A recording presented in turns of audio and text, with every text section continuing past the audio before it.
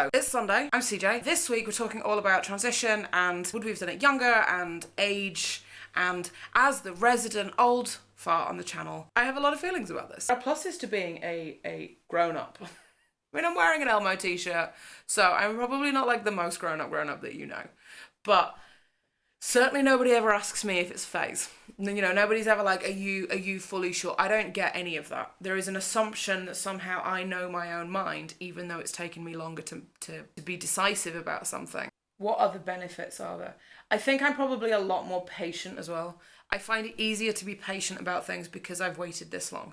Which isn't to say that I'm not deeply impatient like a lot of the time, because, you know, I'm on wait lists that are 12, 14, 16, 18, 2 years long, depending on what it is. But I have an understanding of the long game, and part of that is because I know what I've made it through already. You know, I'd love to be 21 again. I had a good time at 21. I certainly wouldn't be 14, 15, 16, 17, 18 again. I just wouldn't do it, because I think that was probably the hardest time in my whole life. And nobody really tells you that when you're going through it. Hard times happen all of the time.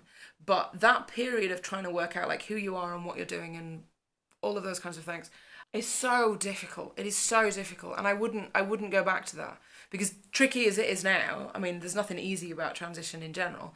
Tricky as it is, I still have freedom. And freedom's probably the most important, biggest aspect to me. A lot of the stuff that I feel like I'm going through with transition, I see gender differently. I part of it is my education. You know, I've been in education for forever. I read a lot. Those are the things that have changed and altered and shaped probably how I conceive of gender without me ever really realising a lot of the time that that's what I was looking at. But do I wish I'd done it sooner? Yeah, but I wish I'd done it sooner because I'd be further down the line now. And I think regret's a really strong word, and it's one that I don't particularly like to use because I think it can chew you up and spit you out without any sympathy.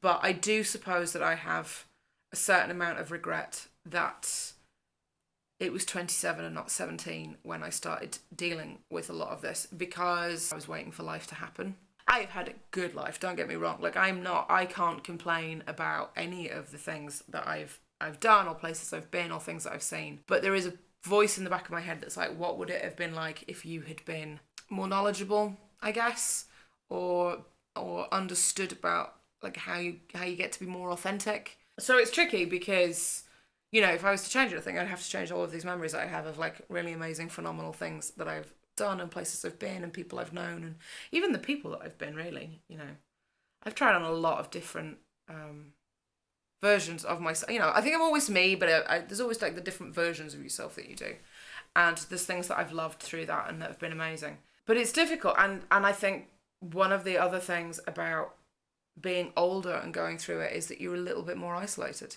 because the things that you're going through they have a different it's not the same as being in school and having these questions and having to deal with teachers and having to deal with that environment, or having to deal with parents, and it can be a little bit more isolated, because now obviously a lot of the people that go through transition, you're all younger than I am, and it can be hard to find support with people who understand what you're talking about when you're talking about various things, because it changes.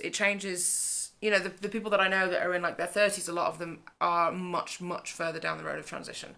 There's like a weird like hinterlands, I think. There's like this weird space in the middle where there's not many people, and then suddenly there's a lot of people in the sort of 45 plus bracket. But, you know, it's just playing the game of like, this is what I change and this is what I do differently is always one that I have to be careful with. And I have to be careful with it because I'll fall into that world and just beat myself up for forever. But yeah, it is, I suppose, interesting to think what my world might look like if I'd been through or gone through a lot of this stuff younger. I mean, I feel like things would be different, but then maybe I wouldn't be sitting in a flat in London, and maybe I wouldn't have Piggy, and maybe I wouldn't have my writing, and maybe that's it. Maybe you just have to go through the path that you have to go through, and the only thing that you get to do is like cling on and hold on. And that's probably the best thing about going through this slightly older, is that I understand the importance of holding on, and letting go isn't an option. And it's not something that I'm willing to do. It's not something that I'm able to do. It's not something I feel like I can do. And so it's given me a determination to make sure that I see through, because I know that, I guess to a certain extent, I know that I'm worth the fight. And that's not an arrogance thing. I think there's just a confidence that comes with the fact of like, this is hard and it's difficult and I'm gonna work through it, but I'm gonna get there. So yeah, those are just the musings of Granddaddy of the channel. Have an excellent rest of your weekend. Have a great week. And I will talk to you next week. Bye.